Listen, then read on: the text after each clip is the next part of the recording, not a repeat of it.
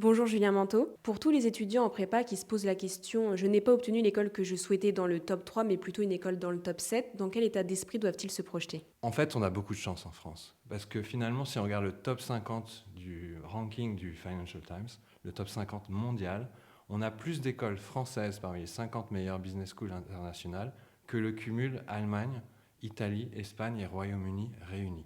Ce qui fait qu'intégrer une école, même d'un top 10, 12 français, c'est en réalité faire partie d'une élite mondiale et avoir un diplôme qui va être reconnu mondialement comme étant un diplôme d'une des meilleures business schools du monde. Et pourquoi choisir une école à la fin de ces 2 années de prépa plutôt que de QB? C'est une excellente question. Et en fait, c'est une question, je pense, qui est vraiment individuelle. C'est-à-dire que si vous sentez l'énergie de QB et que vous avez encore envie de suivre ce rythme de la classe préparatoire, que vous avez l'impression que vous allez pouvoir en tirer beaucoup de choses, indépendamment aussi de l'école que vous visez. C'est-à-dire que si vous avez l'impression que ça va vous stimuler intellectuellement, ça va vous permettre d'approfondir, ça va vous permettre de mieux maîtriser certaines choses que vous n'avez pu que superficiellement appréhender au cours de vos 2 premières années, et que vous avez cette envie-là, ça peut être une très bonne idée. Et c'est à discuter avec vos professeurs de classe préparatoire qui ont un regard aussi sur votre parcours, votre potentiel, et qui vous ont suivi pendant 2 années. En revanche, si vous sentez que vous avez déjà une certaine usure, que vous avez envie de passer à un autre à une autre étape de votre vie, alors là, je conseille vraiment d'aller dans l'école où on a été admis. D'autant plus que les écoles françaises post-prépa sont des excellentes écoles qui ouvrent toutes les portes et qui rendront possible votre projet, quel qu'il soit. Donc vous n'aurez certainement pas de regrets, quelle que soit l'école post-prépa que vous intégrerez in fine. Quelles sont les différences essentielles entre les écoles et comment analyser ce qui les distingue? En réalité, la concurrence est tellement forte en France que les écoles ont développé toutes un niveau d'excellence très élevé. Ce qui fait que les différences entre écoles vont être sur des points qui ne sont pas si importants que ça, in fine. Et pour être honnête, on passe notre temps à s'observer les uns les autres. Et dès qu'une école fait un truc super, on peut être sûr que 2, 3 écoles vont s'en inspirer et vont faire des choses assez similaires finalement. Après, il y a bien sûr des différences. Par exemple, à Neoma, il y a une vie associative qui est particulièrement riche. Il y a un état d'esprit que les étudiants appellent familial. Mais d'autres écoles vont avoir bien sûr des vies associatives également. Voilà. Donc on ne va pas pouvoir identifier quelque chose de radicalement différent d'une école à l'autre. Ce qu'il faut en garder en tête, c'est l'excellence des grandes écoles françaises post-prépa.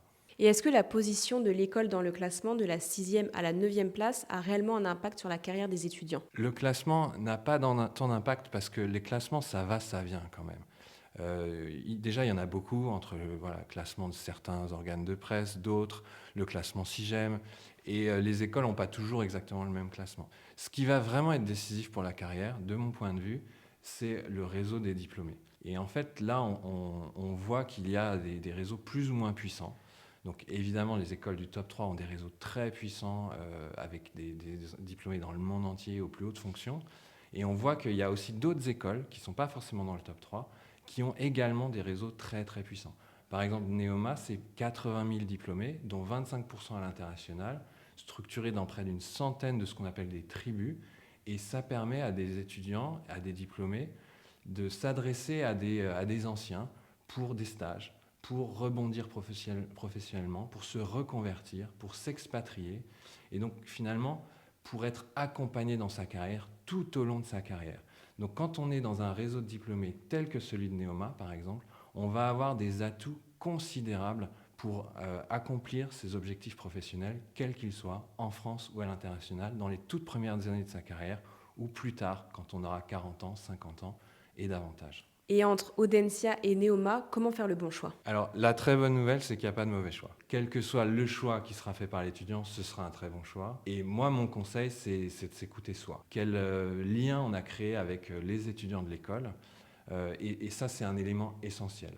L'autre élément peut-être plus factuel et qui est un peu moins dépendant de l'accueil qu'on a pu avoir aux admissibles, c'est le type de carrière. Par exemple, à Neoma, on a développé des possibilités très approfondies en finance, en conseil notamment. On est la seule école du top 10 qui permet d'avoir une certification professionnelle reconnue internationalement, qui est le CFA au niveau 3. Et ça, c'est un vrai plus pour les étudiants qui veulent embrasser des carrières en banque d'investissement, en finance de marché, dans les métiers les plus sélectifs de la finance. Et on a aussi, par exemple, un master en conseil qui s'appelle Strategy, Organization and Consulting, qui permet à des étudiants, là aussi, de décrocher des emplois très sélectifs dans le domaine du conseil. Et donc ça peut être une bonne idée que de s'orienter vers ces parcours-là si on est intéressé par ces métiers qui sont les plus sélectifs après une grande école de commerce. Est-ce que vous auriez un mot à partager aux étudiants sur les euros en grande école de management? Oui, si vous me permettez, j'en ai même plusieurs. D'abord, je voudrais dire aux étudiants qui sont en prépa de vraiment ne pas négliger les langues, parce que si on additionne les coefficients des langues à l'écrit et aux oraux, puisque toutes les grandes écoles imposent des oraux de langue à leurs candidats, finalement ça pèse très lourd et ça pèse dans certains cas plus lourd que par exemple les mathématiques. Et vous avez tous en tête que les mathématiques c'est très important, mais les langues aussi, et notamment parce qu'il y a les oraux. Je voudrais donner également un conseil sur la partie entretien. L'entretien finalement, en tout cas à Neoma, c'est un exercice qui consiste à parler de soi.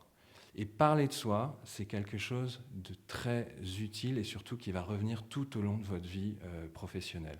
Parce qu'en fait, on est amené à parler de soi quand on veut décrocher un stage, quand on veut décrocher un emploi, quand on veut discuter d'une revalorisation avec son patron, quand on doit faire son bilan annuel avec son supérieur hiérarchique. Donc c'est quelque chose, c'est un exercice qui va revenir encore et encore.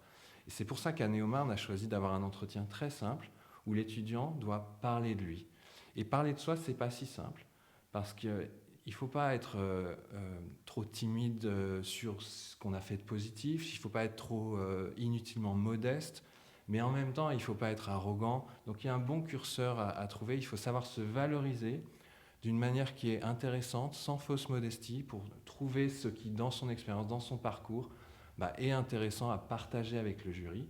Et ça, c'est vraiment un apprentissage clé. Et on peut s'entraîner. Donc ça consiste surtout pas à s'inventer un rôle ou un personnage ou une passion qu'on s'improviserait en dernière minute avant le début des oraux. Ça consiste à vraiment s'entraîner à parler de soi d'une manière détendue pour se valoriser, expliquer qui on est, ce qui nous donne de l'énergie.